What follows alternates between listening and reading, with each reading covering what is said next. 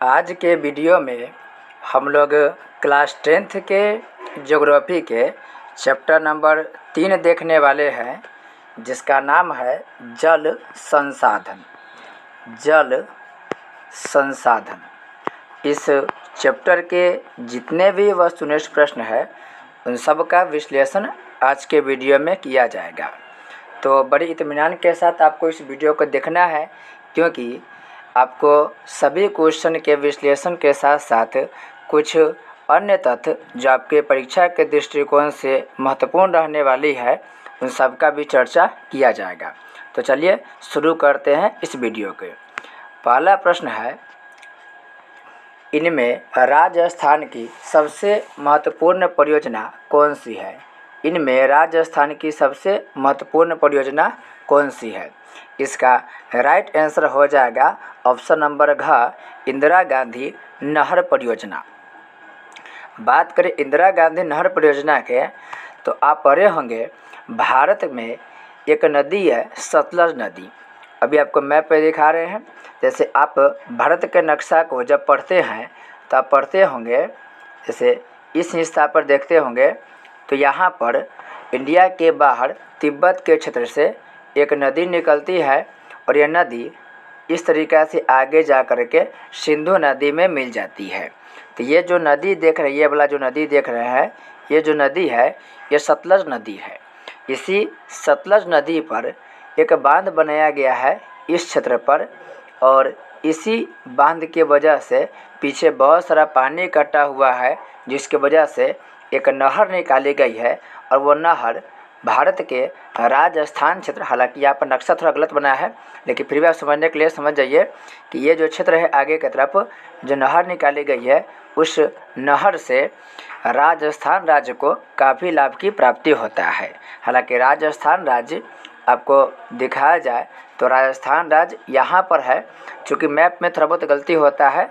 फिर आपको एक बार समझिए, राजस्थान राज्य इस इलाके में होगा, ये वाले क्षेत्र में, और यहाँ से एक नदी निकलेगी इधर के तरफ से, जिसका नाम है, राजस्थान से निकलती आगे से बहती है। इसी नदी पर बांध बनाया गया है और इसी बांध के बनने से राजस्थान के इलाके में जल की प्राप्ति होती है।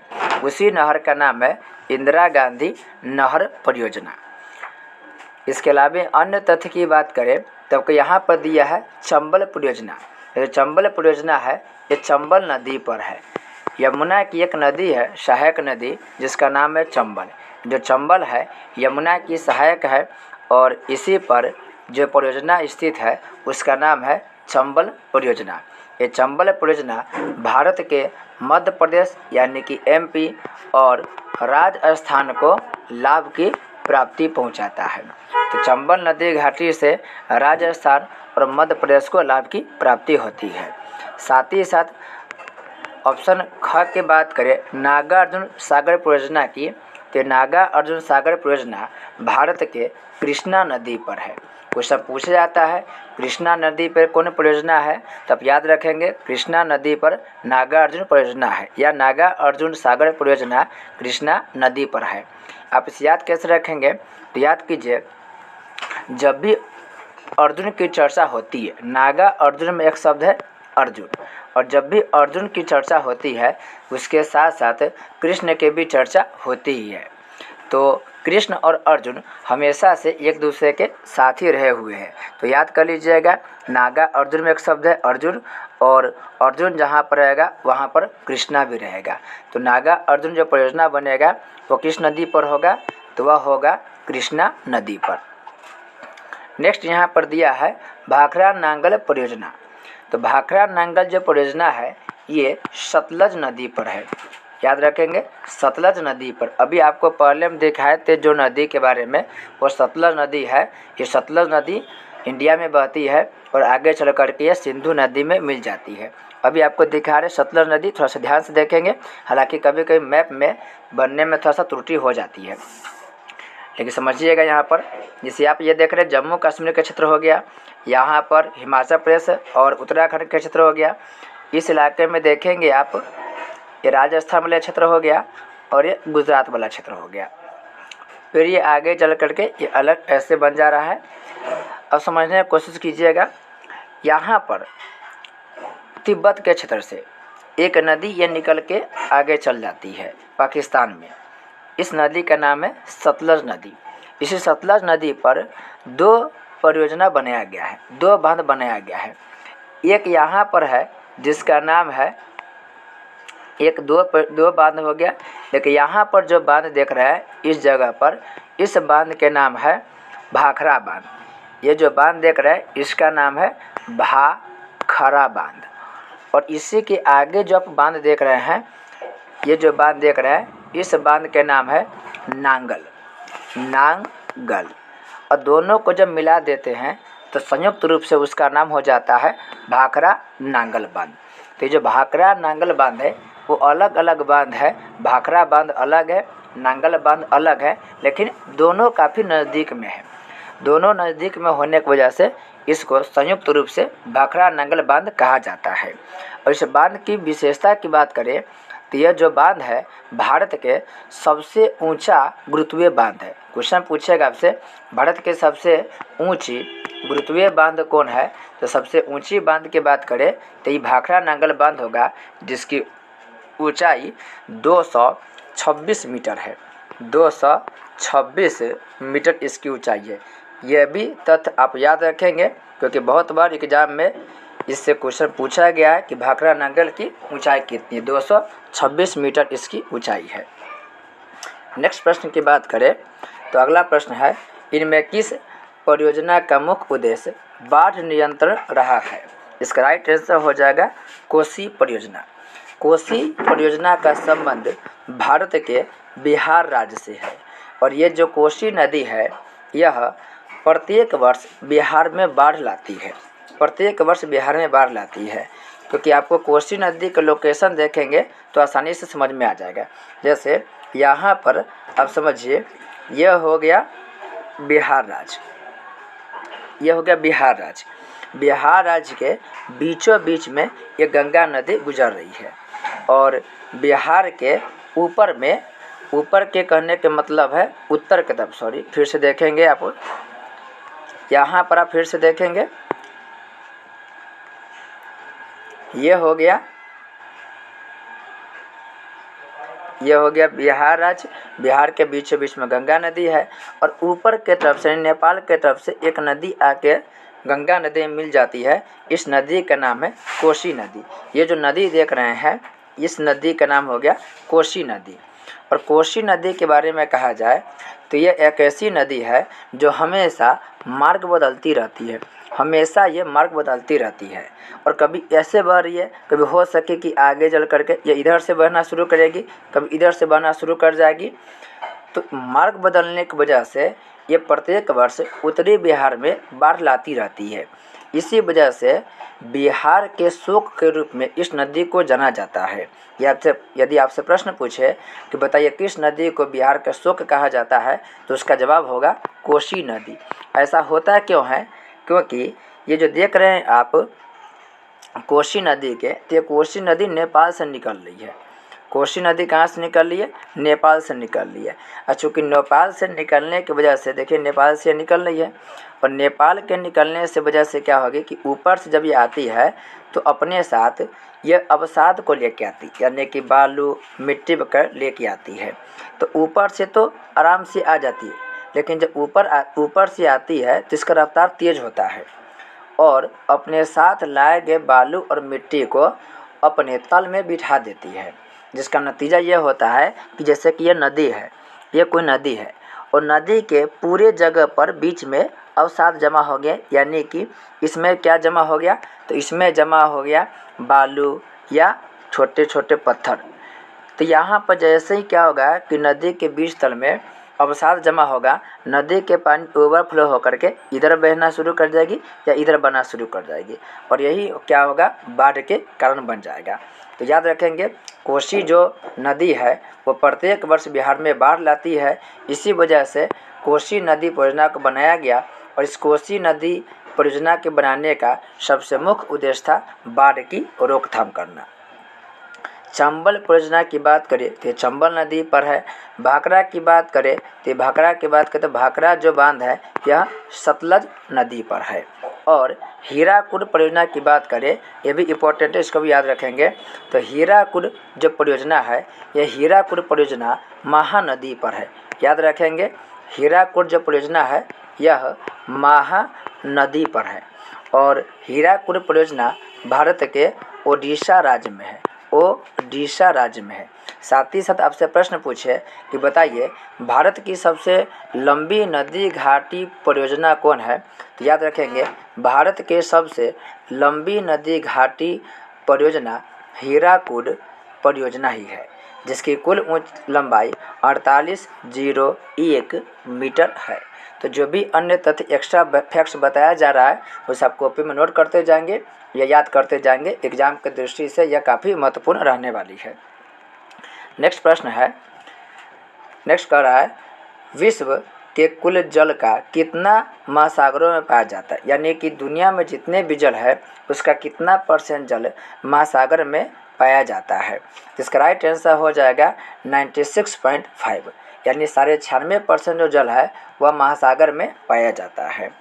अब इसका व्याख्या सुनेंगे। ये पूरा हो गया धरती। इस धरती के देखेंगे तो मात्र 29% क्षेत्र पर जमीन है, यानी कि भूमि है। बाकी आप देखेंगे 71% जो हिस्सा है वो 71% हिस्सा पर क्या है, जल है। तो धरती के आप देखेंगे कि 4 हिस्सा में से 3 हिस्सा पानी की उपस्थिति है। इसी वजह से पृथ्वी को हम लोग नीला ग्रह कहते हैं। कभी कभी क्वेश्चन यह भी पूछा जाता है कि पृथ्वी का नीला ग्रह क्यों कहते हैं, तो आपको ऑप्शन दिया होगा पृथ्वी पर पानी की अधिकता की वजह से, यानी पृथ्वी पर पानी की उपस्थिति ज़्यादा होने की वजह से पृथ्वी को नीला ग्रह कहा जाता है। अब देख रहे हैं आप कि पृथ्वी पर पानी की मात्रा बहुत ज़्यादा है, 71% पानी है, लेकिन इसमें से पीने लायक पानी की कमी है। टोटल जो 71% पानी है, इस 71% पानी की आप देखेंगे तो जो 96% पानी है, 96% पानी वो महासागर में है, समुद्र में है, जो पीने के लायक नहीं है। और बाकी जो पानी बच जाएगा वह पानी मीठा पानी है, यानी वह पीने के योग्य है। ये जो पानी है यह खारा पानी है, यानी यह खारे पानी के रूप में है 96% पानी। यदि किसी स्टूडेंट को यह डाउट हो रहा है कि 71% में 96% कैसे निकाले, तो आप मेरा जो मुख्य वीडियो होगा इस चैप्टर के उसे देखेंगे, आपको आसानी से समझ में आ जाएगा कि 71% को कैसे हम 96% बना करके लिखे हैं। अब नेक्स्ट क्वेश्चन है, कह रहा है कि प्रति वर्ष जल उपलब्धता के संदर्भ में विश्व में भारत का कौन सा स्थान है। इसका राइट आंसर हो जाएगा 133वां। हालांकि इसका रिपोर्ट चेंज होते रहता है, लेकिन फिर भी आपसे क्वेश्चन पूछा जाएगा तो ऑप्शन यही रहेगा, आप याद रखेंगे 133वां स्थान है। नेक्स्ट प्रश्न है, कह रहा है कि वर्षा जल संग्रहण के ढांचों को हर घर में बनाना किस राज्य में कानूनन अनिवार्य है। इसका राइट आंसर हो जाएगा तमिलनाडु राज्य। भारत के तमिलनाडु एक ऐसा राज्य है, हालांकि अब तो और राज्य में भी हो गया है, लेकिन तमिलनाडु पहला ऐसा राज्य बना था जो यह घोषणा किया था कि जो भी घर बनेगा राज्य में, उन सभी राज्यों में वर्षा जल के संग्रहण के ढांचा बनाना अनिवार्य है। यानी कि जो भी वर्षा होगा, जैसे मान लेते हैं कि यह हो गया घर हो गया, समझने के लिए समझिए आप लोग थोड़ा सा, ये मान लेते हैं घर है। अब यहाँ पर वर्षा की जो भी बारिश बरसेगी, यहाँ पर जो भी बारिश होगी, तो ये बारिश क्या होता है, जो वर्षा के जल होता है वह अधिकांश जगह पर बर्बाद हो जाता है। जैसे कि यह बारिश हुआ और बारिश होने पर यह बारिश का पानी नीचे गिरा और नीचे ये चल जाता है नाली में, और नाली से यह धीरे धीरे पानी चल जाता है नदी में, और नदी से समुद्र में चला जाता है। तो जितना भी पानी नीचे गिरा है वो सभी पानी क्या हो रहा है, बर्बाद हो रहा है। लेकिन तमिलनाडु ने बोला कि हमारे यहाँ पर जो भी घर बनाया जाएगा उसमें वर्षा जल को इकट्ठा करने के लिए ढांचा बनाया जाएगा। तो तमिलनाडु में आप जाएंगे तो देखें कि जो भी घर बनेगा वहाँ पर ये जो वर्षा के जल है, ये वर्षा के जल है, उसके घर के बगल से क्या करेगा, पानी के एक पाइप गुजार देगा। ये पानी के मान लीजिए पाइप है, अब इधर से जब बारिश होगी तो ये बारिश के पानी इस पाइप में आ जाएगी और पाइप से क्या होगी, डायरेक्ट ज़मीन के नीचे जो टंकी बनाया होगा उसी टंकी में आकर के यह पानी जमा हो जाएगा। ठीक इस तरह से नीचे भी हो जाएगा। ये बारिश के पानी क्या करेगा जी, एक पाइप के माध्यम से नीचे लेके आएगा और यहाँ पर ज़मीन की जो टंकी बना दिया जाएगा और यह पानी इसी जगह पर क्या होगा, जमा हो जाएगा। इस तरीक़ा से बरसात के जितना भी पानी है वो सभी पानी इकट्ठा हो जाएगा और जब पानी की कमी होगी, बरसात नहीं होगा, उस समय में इस पानी का क्या किया जाएगा, प्रयोग किया जाएगा। तो बड़ा अच्छा पहल है। जहाँ भी पानी की कमी होती है वहाँ पर यह सिस्टम काम करना अनिवार्य माना जाता है। नेक्स्ट प्रश्न की बात करें,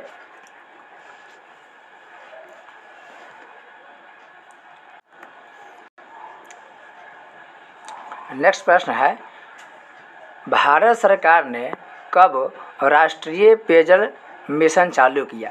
यह वीवीआई प्रश्न है, इसे तो आप याद रखेंगे ही।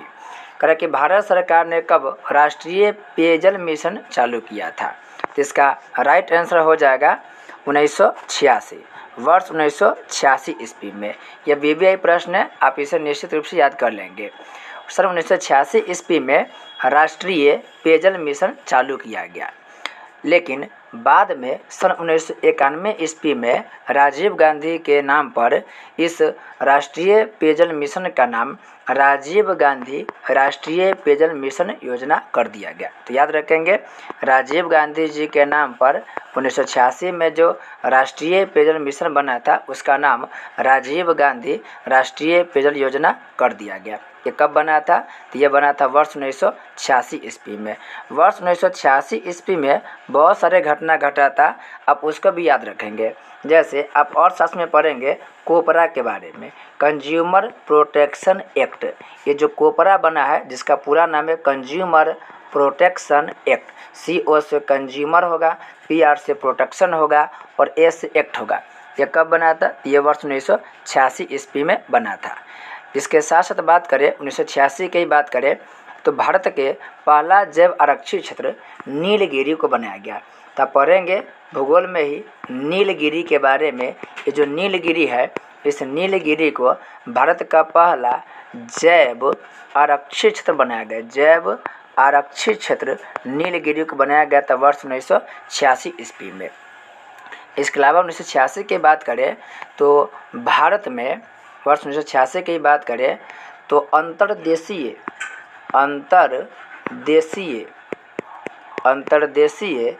जल मार्ग प्राधिकरण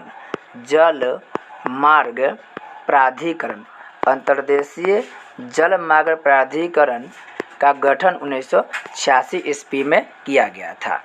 इसके अलावा और बात करें 1986 में तो वर्ष 1986 में जो बाल मजदूरी होता है उसे भी समाप्त कर दिया गया। तो बाल मजदूरी के निषेध के लिए कानून बनाया गया तो वर्ष 1986 ईस्वी में। तो जितने भी एक्स्ट्रा बात बताई जा रही है उसे कॉपी में नोट करते जाएंगे, एग्जाम के दृष्टिकोण से वह काफ़ी महत्वपूर्ण है। अब रिक्त स्थान की पूर्ति करें। पहला है हीराकुड परियोजना। तो हीराकुड परियोजना जो है वह है महानदी पर। आपको बताए थे हीराकुड परियोजना महानदी पर है और यह कौन राज्य में है, तो ये भारत के ओडिशा राज्य में है। और आपसे प्रश्न पूछे कि बताइए भारत के सबसे लंबी परियोजना, तो भारत के सबसे लंबी नदी घाटी परियोजना कौन है, तो वह हीराकुड परियोजना है। इसकी लंबाई की बात करें तो इसको टोटल लंबाई हो जाएगा 4801 मीटर। दो प्रश्न आप याद रखेंगे। एक पूछेगा भारत के सबसे ऊंचा नदी घाटी परियोजना, तो भारत के सबसे ऊंचा नदी घाटी परियोजना होगा भाखड़ा नंगल परियोजना, जिसकी टोटल ऊंचाई 226 मीटर है। और सबसे लंबी परियोजना की बात करें तो वह हीराकुड परियोजना होगा, जिसकी टोटल लंबाई 4801 मीटर है, यानी कि लगभग यह 5 किलोमीटर के आसपास है, 5 किलोमीटर। और टोटल पुल की बात कीजिएगा तो 21 किलोमीटर लंबा हो जाता है। यहाँ पर मुख्य वीडियो जब पढ़ेंगे तो उसमें डिटेल से बताया गया है। नेक्स्ट क्वेश्चन है, नेक्स्ट है संसार की सबसे लंबी नहर का नाम। तो संसार के सबसे लंबी नहर का नाम इंदिरा गांधी नहर है। इंदिरा गांधी नहर है। और इंदिरा गांधी नहर कहाँ से निकलती है? तो इंदिरा गांधी नहर सतलज नदी से निकलती है, सतलज नदी से निकलती है। नेक्स्ट प्रश्न की बात करें तो नेक्स्ट प्रश्न है भाखड़ा बांध की ऊंचाई कितनी है? बताए थे भाखड़ा बांध की ऊंचाई कितना होगा? 226 मीटर, 226 मीटर। हालांकि एक बांध है जिसका नाम है टेहरी बांध, और टेहरी बांध की ऊंचाई 261 मीटर है। टेहरी बांध की ऊंचाई 261 मीटर है। लेकिन फिर भी आपसे प्रश्न पूछे कि बताइए भारत की सबसे लंबी ऊंची बांध कौन है, तो आप उसका जवाब देंगे भाखड़ा बांध, जिसकी ऊंचाई 226 मीटर है। आप इसी बांध को अब भारत के सबसे ऊंचा बांध मानेंगे। इसलिए मानेंगे क्योंकि दोनों के बनावट में अंतर है। आप जब मुख्य वीडियो पढ़ेंगे तो इसमें डिटेल से इन सब के बारे में चर्चा किया गया है। नेक्स्ट प्रश्न क्या हो गया? 4 भूमि प्रदूषण का एक कारण है। जल प्रदूषण का एक कारण है। देखिए जल प्रदूषण के तो बहुत कारण है, लेकिन उसमें से सबसे प्रमुख कारण है जो कल कारखाने से जो कचरा निकल रहा है, कारखाना से जो कचरा निकल रहा है, दूषित जल निकल रहा है, कारखानों के कचरा, आप लिखेंगे कारखानों के जो कचरा है वह जल प्रदूषण का एक बहुत बड़ा कारण है। हालांकि जल प्रदूषण के बहुत सारा कारण है, उसमें से एक सबसे महत्वपूर्ण कारण के रूप में इसे जाना जाता है। जैसे आप देखते होंगे कि नदी में हम लोग क्या करते हैं जी? अस्थि विसर्जन करते हैं। हालांकि वह धार्मिक दृष्टिकोण से कहा गया बात है, लेकिन फिर भी वह जल प्रदूषण का एक कारण है। इसके अलावा हम देखेंगे तो बहुत सारे बहुत सारे जानवर को भी नदी में क्या करते थे जी? नहलाते रहते हैं। वो भी जल प्रदूषण का क्या बनता है? एक कारण बनता है। तो घर के कचरा के देखिएगा कि हम लोग साफ़ सफाई करके नदी में फेंक देते हैं, तालाब में फेंक देते हैं। ये सब भी जल प्रदूषण का एक बहुत बड़ा कारण बनता है। लेकिन उसमें सबसे बड़ा कारण कौन है? तो सबसे बड़ा कारण है कल कारखानों से जो कचरा निकला है, जो दूषित जल निकला है, उसको नदी में छोड़ना, जल में छोड़ना जल प्रदूषण का एक बहुत बड़ा कारण माना जाता है। नेक्स्ट प्रश्न है डैश से प्रदूषण मुक्त ऊर्जा होती है। डैश से प्रदूषण मुक्त, बहुत सारे ऐसे हमारे पास संसाधन है जिससे प्रदूषण मुक्त ऊर्जा निकलता है। जैसे उसमें से एक है जल विद्युत।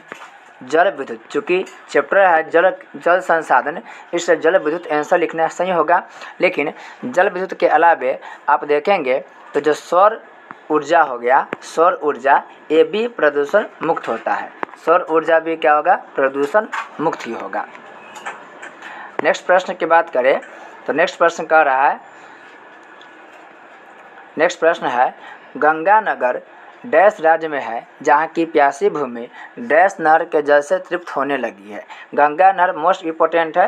यह गंगा नहर भारत के राजस्थान राज्य में, कौन राज्य में? राजस्थान राज्य में है।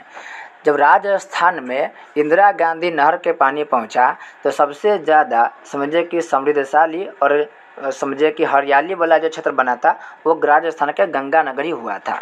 तो यहाँ पर देखिएगा आप लोग इंदिरा गांधी, यहाँ पहुँच जाएगा इंदिरा गांधी। गंगानगर राजस्थान में है, राजस्थान राज्य में, जहाँ की प्यासी भूमि इंदिरा गांधी, ठीक है, यहाँ पर लिखेगा इंदिरा गांधी नहर के जल से तृप्त होने लगी है। क्योंकि इंदिरा गांधी जब नहर नहीं था तब राजस्थान के गंगानगर के आसपास के जो क्षेत्र था वह पूरी तरीक़े से वीरान अवस्था में था। वहाँ पर एक समझे कि सुखाड़ वाला स्थिति था। लेकिन जैसे ही इंदिरा गांधी के नहर से पानी पहुँचा वह क्षेत्र आजकल पूरी तरह से हरियाली भरा हो गया है। नेक्स्ट है दक्षिण भारत में नहरों द्वारा सिंचाई नदियों के डैश भाग में की जाती है। तो इसका राइट आंसर हो जाएगा नदी के डेल्टाई वाले भागों में की जाती है। नदी के डेल्टाई वाले भागों में की जाती है। नेक्स्ट प्रश्न हो गया नागा अर्जुन सागर परियोजना बता दिए थे। जब भी अर्जुन आएगा उसके साथ कौन आएगा? उसके साथ कृष्णा आएगा। तो कौन नदी पर होगा? तो कृष्णा नदी पर होगा। अब है सूची अ को सूची ब से मिलान करना है। गांधी सागर, तो गांधी सागर जो है यह चंबल नदी पर है, चंबल नदी पर है। गांधी सागर बांध कौन नदी पर? चंबल नदी पर है। फिर नागा अर्जुन पर देखिए यहाँ पर अर्जुन आ गया तो मतलब कौन नदी पर होगा? ये कृष्णा नदी पर होगा। फिर है इंदिरा गांधी नहर परियोजना, चर्चा बहुत कर दिए, ये सतलज नदी पर होगा।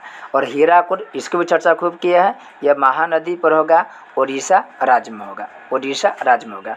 इस तरीक़े से हम लोग चैप्टर 3 के सभी वस्तुनिष्ठ प्रश्न कवर कर चुके हैं। हम लोग अगले चैप्टर में मिलेंगे और इस चैप्टर के जो भी सब्जेक्टिव प्रश्न है उन सबके भी चर्चा किया जाएगा। तो मिलते हैं एक नए वीडियो के साथ, तब तक के लिए आपका बहुत बहुत धन्यवाद।